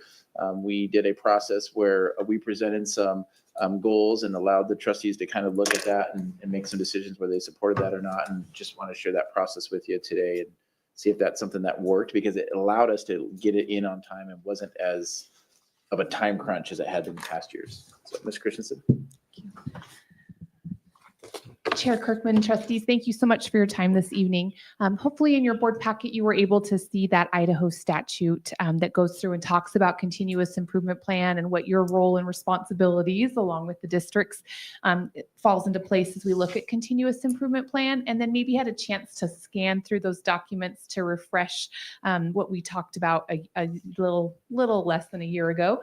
I know Tyler will help me out and display the continuous improvement plan metrics. We are very lucky that the State Board of Ed actually sends us a template and says, use this template, follow all these instructions and fill it out, and you will meet all the requirements when they submit it in. And as we've looked at that each year, it goes through and it just asks us to list what our last performance target was and then set and establish a new performance target. You'll see in there the color-coded specific things. Those ones shaded in blue on that first page, for example, are the required ones. They are the ones we don't get to opt in or out about if they are in our plan or not. They're the ones selected by the state board that we must include as a part of those data requirements in that statute. As you go through there, the ones that are not highlighted in a color are the ones that we have selected as a board, the board has selected along with administration over the years. We've over the years added some, taken some out, moved them around and done different things as we've looked at them. But those are just the ones that we've carried over from year to year. You'll see in the early literacy component, those ones in yellow are the required state requirements that we have to have in there and report. And then we also get to select our own metrics that has been in place for a number of years. I will just put my little plug in now. We have a new IRI this year. And so it'll be a little more interesting and a little different as we're setting targets and goals for this year, because we won't even have the data when we're trying to set a goal because it'll be fall to spring this next year, just because it's a new assessment. So some of it'll be a little quirky, but we'll figure it out as we go. We get into the college and career advising. Almost all of those are ours to pick. And we've really worked with our college and career advisors over the years to pick things that are good watch points for us to see how we're doing in the health of our district and preparing kids for post high school and what they'd like to do. That plan goes through and outlines all of those pieces. There's a second piece in there that talks about what our staff selects as a part of their evaluation process as a target. And we talk each year about every year they get to pick a new one as a part of the evaluation process. And so it is a newer requirement, but hopefully you kind of saw that extra page in there that looks at what percentage of staff in this grade or grade plan using student learning objectives. And we kind of have outlined that over the years of figuring out how we best represent that back. Those are not usually the exciting pages. No one gets really excited about seeing what target we set a year before and then what our target is going to be. Hopefully the part you got to enjoy the most would be this little packet that you saw in there. That actually goes through and describes all of that data. It gives you some historical information over the years or longitudinal data. It also, whenever possible, we try to compare it back to the state. So if there is data available from the state, we can see how we did as a district compared to the state. And then you'll also see that we put a table in there for you so that you could see how we've done in our past performance, where our performance target was, what our actual performance was, if we had the opportunity to give you state, and then also propose a possibility that we might select as our next target for that coming year. And hopefully that makes the other documents that aren't as exciting, that come from the state, that don't have a lot of explanation, gives you all the details that you need to kind of see all of that data in a one-stop shop kind of a location. And so hopefully that helps you as you were looking at those. There's a lot of stuff you may have looked at it and been like, do we really go over this each year? But this last packet that you're looking at really gives you all the details, summarizes it, and gives you that longitudinal information, and then hopefully helps you see how we go about developing that target for the following, a proposed target for the following year. And so last year when I brought this to you, you really looked at those proposed targets and you were like, oh, we see how you laid those out, and you guys approved that. And then you went through and asked some questions specifically if you had them as a part of that. We can do that again this year. We can do it a different way, but just knowing our October 1st deadline and we are at the mercy of the state, we're crossing our fingers that it'll be early September this year that we get our data, our released data. It's just that catch of them giving us our accountability data where they actually rate all the schools in the state against one another, and it has to be our continuously enrolled kids. So it takes a long time for them to go through all the appeals data that I did this summer with them, and to get us that final magic number that we hope our data matches when we get there. So Anita, is this something that we need to do in a work session, or is that, because I know we've done these before in a work session, or we've gone over them, and that was typically when we had 3 new trustees on the board, but now we have 3 new trustees on the board. So I don't know if that's something that we need to. Chair Kirkman, trustees, this is the question we can propose to you. It can be done in a work session. We're happy to bring that forward and have it done as we've done in previous years. We're happy to propose some goals and justify why there's some goals like that, and have you adjust those or recommend different goals if you'd like, as it's similar to last year. It really is up to the trustees, and We probably won't know that answer until the state releases the data, because it's hard to have a work session if the state doesn't release the data. We'd sit there and stare at each other. They've released it as late as, September 25th, 20th, they have. some Yeah. years before, and then it's really hard to hold a session and get that done by October 1. And then we've had to approve some plans without the data and then go back, how to adjust it. And Yeah. so it's just really cumbersome sometimes. If they release in early September, then I think we'd have plenty of time to do that. It's Okay, just so we'll just wait until we get closer to when you might be seeing that data. And if they do early September, then that gives me an opportunity to try to have all of these Yeah. things ready in time for the board packet deadline. Sometimes, I think last year you gave me an extra week, so it was closer to the due date, but I was able to get it in just because of when they released the state information. Because I can work magic, but only so carefully once I get that information released. So, yeah, So just really quick, because I want to make sure, Anita, that we're giving you what you need from us. So obviously I've been on the board, so I'm fine with actually taking your lead on the metrics that we, like, I'd buy ice from an Eskimo if you were selling it. So yeah, like you present well, I get it. I feel like you're in tune. I, however, agree with Trustee Kirkman. You have 3 new people who've never seen the CIP and never done it. So my question would be, do you guys want some type of a work session? that's exactly what I was gonna ask. Yeah, or are you guys, is your guys' preference that Anita give, or maybe what she can do is she can give some guidance tonight and then we can do some type of a follow-up work session? I'm just trying to figure out what the 3 of you want. I think we need the information from the state. And at that point, then maybe a work session would be appropriate for the new trustees. And then we can just, clerk, you want to just keep that on your radar? Yes, and I think depending on the timeline, we'll do a special meeting that will have the work session, but also possible action items. So you might have to take action the same. Just get it all meeting done at to meet the once. deadline, yes. Yeah. Okay. Anita, is there anything else that you want from us or something that you wanted to suggest tonight above and beyond? No? No, I think I gave you the one, like, really, it's very similar to past years. Yep. They did not make changes this year. I just want to front load you with that change Yep, in the it was IRI. good. Okay. So what I hear is that work session followed by action. Yep, Okay. we'll wait for whenever, depending on when the information comes, and we'll get it scheduled. Okay, so Anita, you'll work Cool. with Chrissy to get that scheduled. Okay, I just want to make sure we're. I do have one question, just curious. The post-high school education tracker, does that account for trade schools? I saw it military and 2 to 4 institution, but I didn't know. Does that trade school included in that?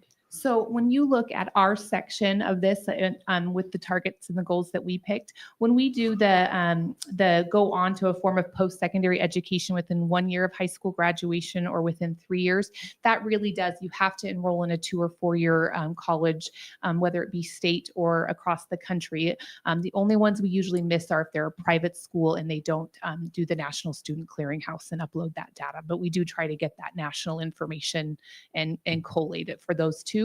And then we try to include those things like if they go on or apply to other programs and some of those other metrics, but it does not catch all of our trade school. Absolutely not. Okay. Yeah. But I totally understand why you asked that Yes. question. We love that question. We try to capture as much of that, especially with our CTE certificates and those things to include that in there. So. All right, any other questions? Thank you so much. Always welcome. informative Thank you. and always such a good job. I know, such a good job. Dr. Russell? Chair Kirkman, next on our information reports has to do with the upcoming trustee elections. And, That's it? It's just, they're coming up. I believe they're coming up, and so I'm not sure if there's a discussion, but it's just an information item to let folks know that they are coming up. And I think as it says there, the declaration for a candidacy needs to be done by today and the 29th. Oh, get on it. I think that we put this on here. We just wanted to make sure that if there's anyone out there in the listening public and among our patrons that might be considering some community service in different ways, that this would be an option for that. So I do believe that there might be, well, I'm not going to say that out loud because I don't know for sure. It's not the highest paying opportunity, but it's highly Anyways. rewarding. Yeah, it is. It is. So, I think that's all we need to say about that. It's just another opportunity to get the information out there to the people who need it. Well, Chair Kirkman, trustees, next item is an update from our transportation, and we're going to ask Mr. Stauffer to come forward and share how the first week has been and kind of give us where we're at. Chair Kirkman, Board of Trustees, we had a really good week. Considering where we've been, there's definitely things that we can still work to improve on, but all the pre-planning, the things that we did collectively with our partners with First Students have had a big impact on our system. So I think for the biggest piece that we could offer is that we had a good week, and we started off this week as well. I know one thing that we measured last year, and I just wanted to share this with you, is not that we want to remember last year, but that first week was really rough. And one of the things that we were really challenged in is responding to our constituents and getting information to them. I want to let you know that as of Friday, we are in the same day responding to our constituents. Nice. So our plans that we put in place, we were able to do that.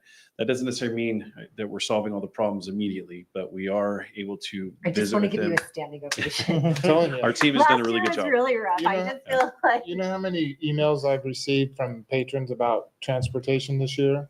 0. That was our goal. Look at this. 0. That was This our is my goal. new favorite and emoji. and Rebecca would have heard about them if I had. Yes. I just forward them right on to her. Literally. Well, we do appreciate it. I just want to, again, recognize our staff, our classified staff, our teachers, because they were a part of this as well, as they are Yeah. helping at the end of the day and the beginning of the day. They did a great job. Our routines were better and more familiar. We were able to make adjustments from what we learned in the past. Again, our partnership with First Students, they had the opportunity to do things that we didn't in such a short time frame. And then overall, one of the things that I took away too is I was out on campuses visiting with some of our drivers as well as they came in. They were much more pleased and happy and content with where they were at as well. So I think that's a huge component, as well as the drivers were happy. They knew what some of the rules are. Again, we have things that we're still working on. There are things that need to be tightened up and fixed, and we found some few things, so we're still working on those. But again, a very different start to this year than what we did last year. Those drivers, when they're less stressed and they're more content and they're happy, then that's a direct effect on the kids that they're schlepping around town. Love it. Any questions, comments? Can you just touch on bus tracking, student tracking, RFIDs? How's that going? I have a question. Chair Kirkman, Trustee Jennings, yes, we can. So we have a very high rate, and I think Joe and I were talking about this beforehand. We were somewhere around 80%, but we were higher today. So last week it was about an 80% usage of our students getting onto the elementary buses, and it was higher today. So again, from that standpoint, it's going well. We do have a couple things that we are working on collaboratively with First Students. One of the things that they're working on is there's just a few nuances on the technology that their drivers are getting adjusted to. So we have some buses at times that the driver is still learning that process. And so we think those numbers will continue to improve.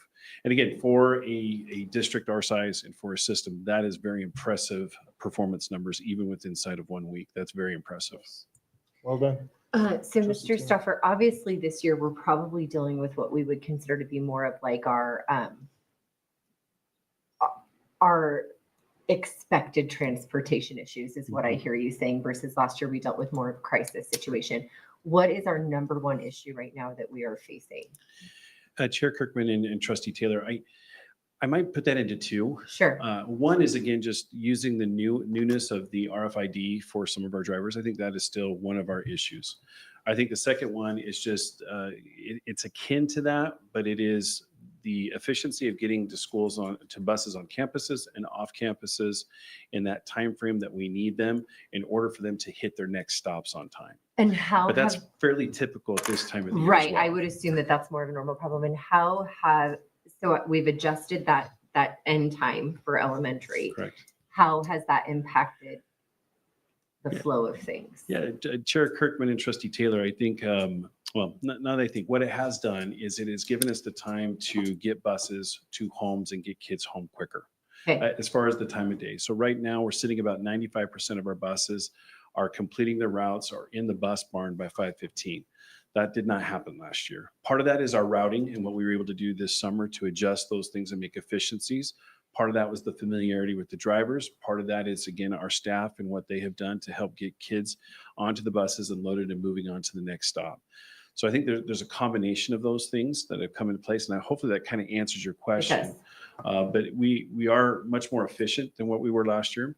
We still have some of those hot areas that we're looking at, but they're not hot in the sense that we were accustomed to last year. And are we all at the bus barn now? That is correct. We are. Okay, perfect. And so I'll probably go on behalf of the board again and just visit, say hi, all that stuff, just to thank you for the beginning of the year like I did last year. I enjoyed that, but thank you for that update. I'm really glad to hear this, No crises. which is so appreciated. Thank you. Any other questions for this particular topic? All right, go on to the next one then. Yeah, Chair Kirkman, trustees, next up is our update on our facilities, and Mr. Stoffer can give us an update on that. Chair Kirkman and Board of Trustees, this is something that we're going to try to do a little bit different. And you noticed in your board packet, we had an update on a memo format of one of the approvals that the board had made. And so we're going to try to continue to do that as a new adjustment. Instead of up here doing a verbalizing on every single meeting, we're going to put that in memo format so you can have that to read and ask questions if you need to. So that's going to be a new process for us in the facility realm. The one area that I would do verbally is just more of an update, as the board gave us permission to engage and have conversations with the city regarding the land swap. We are looking at the September 2nd city meeting to have our initial just presentation to the city. It's an informational, there's no action item. So we'll be just presenting with the city Parks and Rec director. We also have been meeting with the Legion board and the Nampa Babe Ruth board and working on MOUs. If indeed that does move forward, that will have some of those in place and for the board to look at and consider as well. We are at the infancy stages of that. We've just issued like a first draft to both of those entities after receiving some input from them. I want to let you know, I also met with the Legionnaires at the beginning of August. I had the opportunity to go meet and present with them. So we're working in that process. I just wanted to keep you updated. There's nothing that has come to any decision making at this process. We have nothing concrete, but we are in the process of just having discussions and moving forward. Cool. Thank you. Questions for that? Yeah. All right. Dr. Russell. Chair Kirkman, trustees, next on our information reports has to do with our finance and treasurer. Mr. Dewey's here to give us an update. Hello. Just kidding. Just kidding. All right. If you want to go past the first one. All right. First off, sky's not falling anymore. Federal funds are not on hold anymore. Just not too long after I came to you and told you that I wasn't expecting anything, the government relented and they gave us all of our funds back. So we redid all of our planning. We did have some of those people reassigned. They chose to stay with those original positions. So one of the things we did not do, and some of them were trying to maybe we're not going to hold, it was some of those positions decided to leave. We're going to hold back.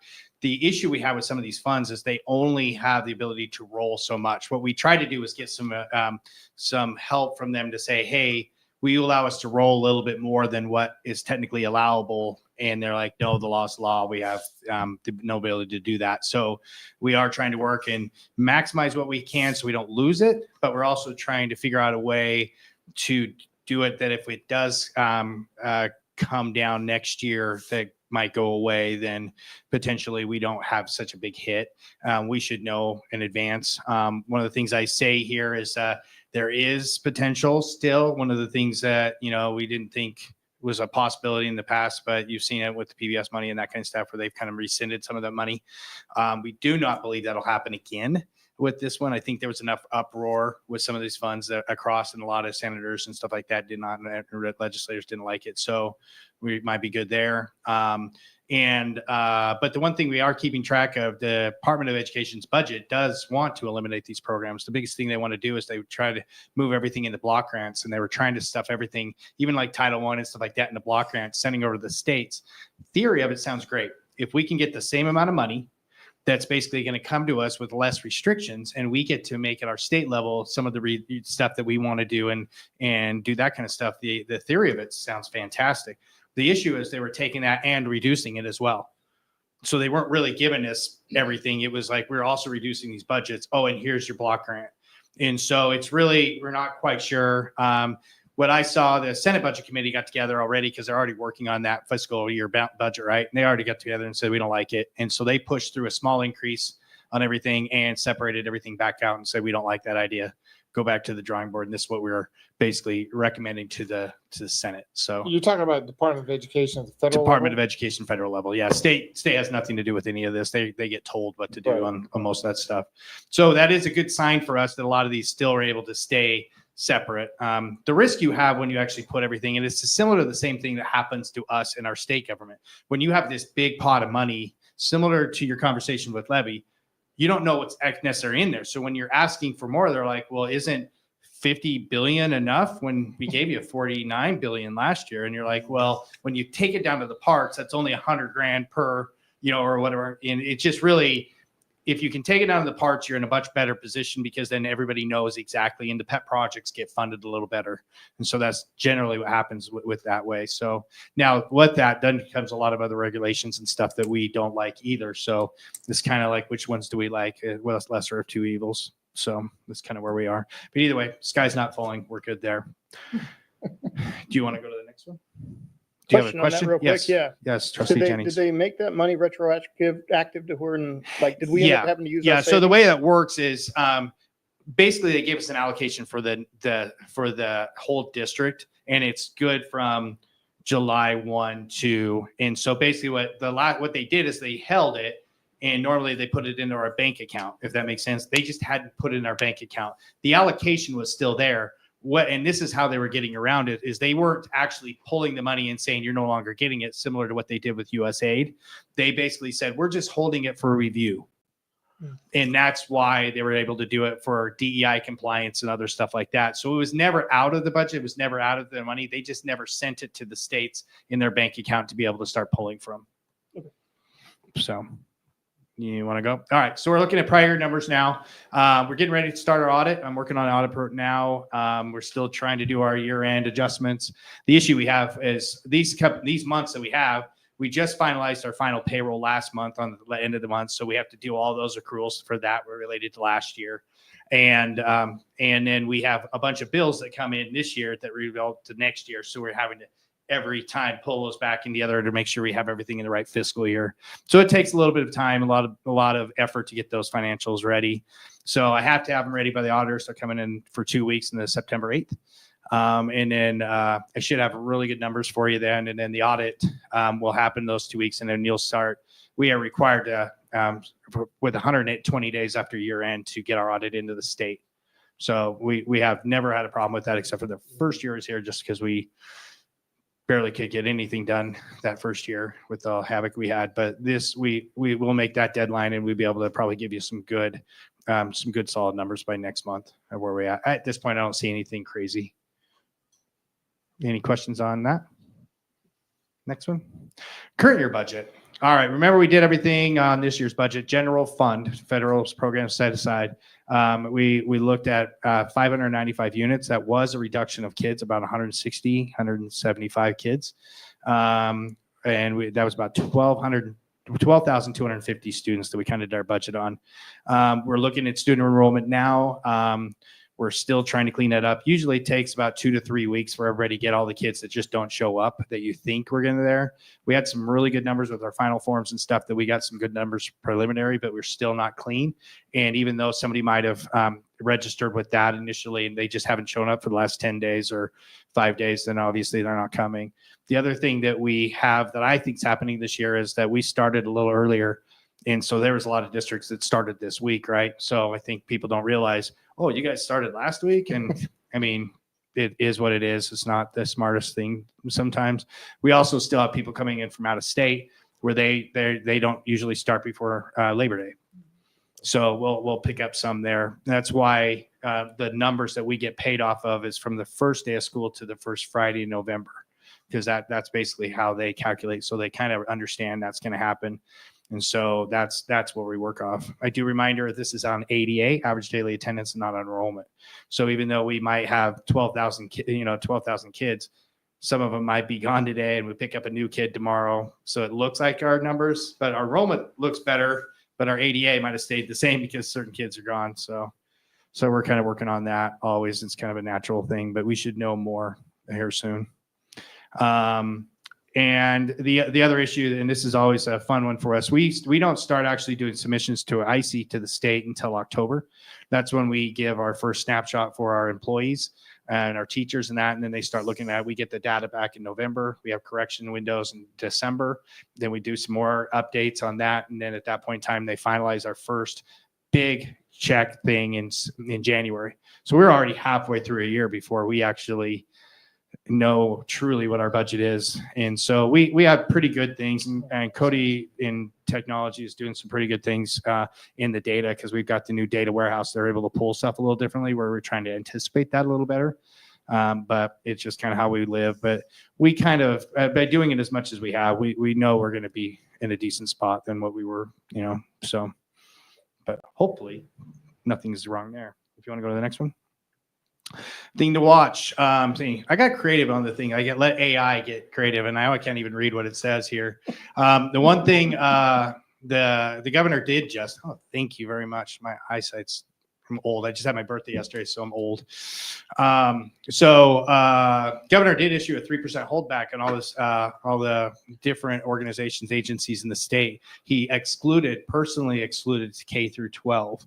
I don't know the rationale behind that, other than the fact that we have our own little fund that is down to the side that's made for this kind of thing. He kind of touted it as a thing that the national government was doing, so therefore he wanted to do it as well. So I'm not sure the logistics of what he's doing, but it didn't affect us, so we got lucky there. We are still looking if our enrollment forecasts are stabilizing.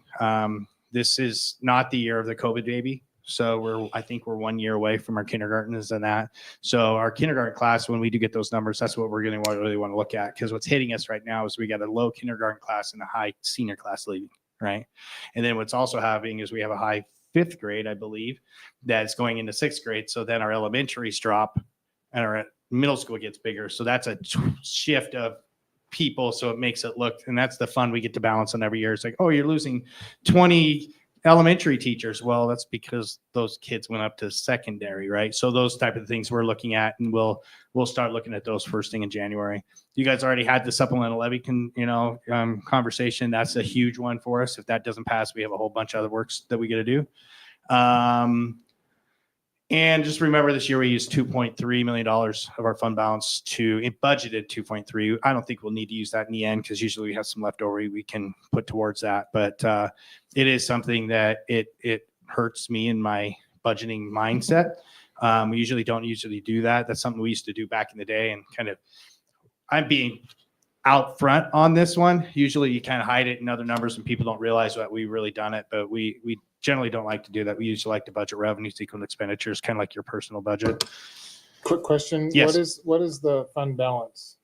Right now it's about 5.6 million. And for lack of a better term, can I refer to that as like our rainy day fund, our Yes. emergency Yeah, fund? that is what trust woman Allison Westfall used to always call it. That.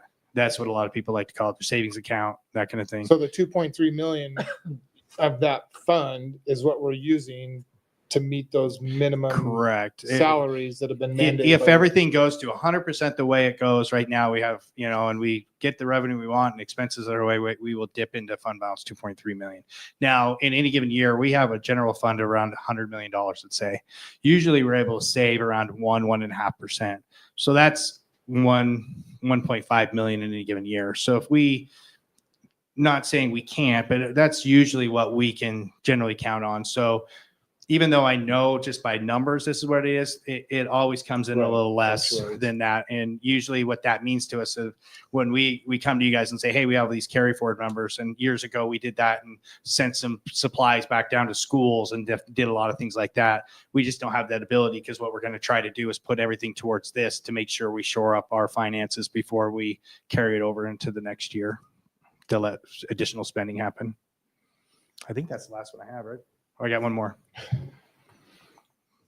All right. Oh, I got one last thing. This is a good thing. So currently on your board reports, you guys have a section in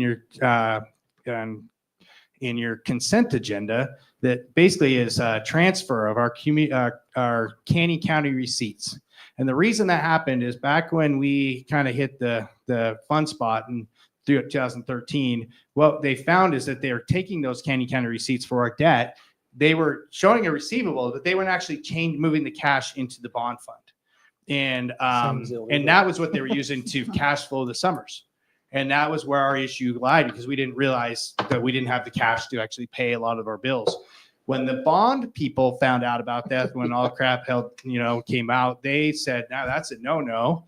So we had to create policies and procedures to make sure within a certain number of days, anytime that money came to us, it went directly to those LGIPs to handle up there, which is the right thing to do in the end. And then the money and interest goes straight to them. And the district was kind of taking the interest before when it should have legally gone to the bond fund or that kind of stuff. And so that's what we've been doing ever since. But our last bond is going to be paid off in next month. So obviously we didn't, everything else that's Canyon County will actually be supplemental levy. So it's general fund. So there's really no reason to transfer it.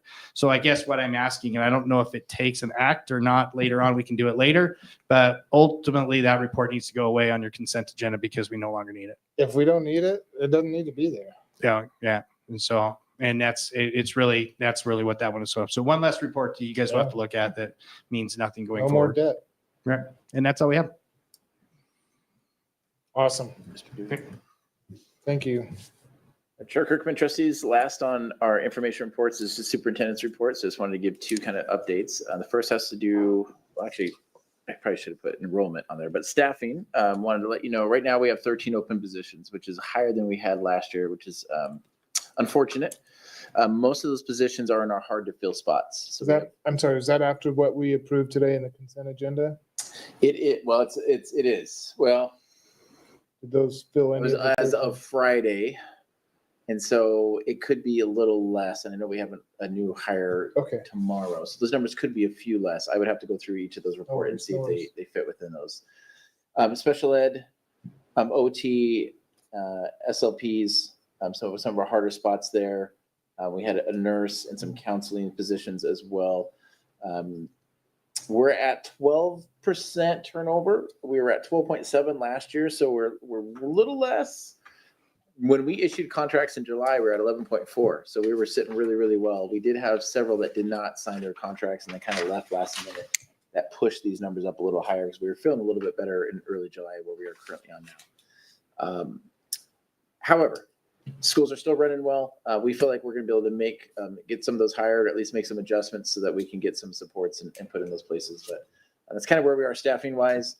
Not a surprise because it is a hard to fill positions, and some of those were compounded with just last minute things that happened at the end of July when contracts weren't signed, which makes it harder. Enrollment right now, we're at 12,479 students, and that does not mean. What that means is our numbers right now are not clean. So we do have some students in our power school that may not be there. So we are starting that process today of unenrolling students who haven't shown up. Particularly in elementary schools, we'll start that. And then high schools will need to be clean by next week. We got some of our middle schools are already clean. They've already went through and done that. Because we have final forms, we believe our numbers are more accurate than they have been in the past. So we're anticipating dropping a couple hundred students. We budgeted at 12,200. So we have about a 250, 260 we can drop and still be at budget. If we drop 300, 400, then we'll be below our budget projection, which will not help our finances. So, we're watching enrollment very carefully, and we'd love to be at budget, or we'd love to be a little bit above. Our kindergarten number is at 860, which is a little higher than last year. We're about 840-ish. So that's encouraging. You may recall that we shared that a couple of months ago. We saw some reports that our birth rate is increasing and that we might start seeing an increase in our kinder numbers in the next couple of years. So we're going to be watching those very carefully. We might need to probably just do an update of that. Actually, I'm thinking about that. Maybe as we talk about agenda items, we might want to start updating the board about our enrollment projections. But we're happy with that number. And again, it's pretty consistent where we are the last couple of years. So we know that number isn't dropping anymore. So we feel like we've hit the floor, which is positive for us at least to know that. The first week, great first week. It was great to be in the schools. Climate and culture of the schools was excellent. Our staff did an amazing job. Kudos to our credit to our teachers and our administrators and our support staff just for welcoming kids. Just saw happy kids and happy teachers, really. And that's what you want at the beginning of the year. Really, really good start. Best start we've had since at least 2018. We had a really good start in 2019, but in day two, we got hit with a cyber attack. I was a little nervous day 2 because like it can't be too good to be true, but day 2 it didn't come. So we've had a really good week and we're really happy with that. Transportation has been much better, much improved with that. So that's also encouraging. Class sizes, as Mr. Knop mentioned, well within our range. We feel real comfortable with those. We don't have a lot of those high spots like we had years past where we had some 33s, 34s, and we had some classes of 14s and 15s. We're not seeing that. So we're seeing that we're better balanced. And again, I think that's a testament to us redrawing the boundaries. So really happy with the start. Been a really good first 5 days, and looking forward to a great year this year. Thank you so much. Just to piggyback on that real quick, really appreciated the video that you guys did of Dr. Russell out there in the schools and him high-fiving kids and talking to kids. And I know other staff are out there doing the same thing. It was just cool to see. So I really appreciate that. Trustees, anything else before we adjourn? All right, then let's adjourn. Thank you. Your whole computer.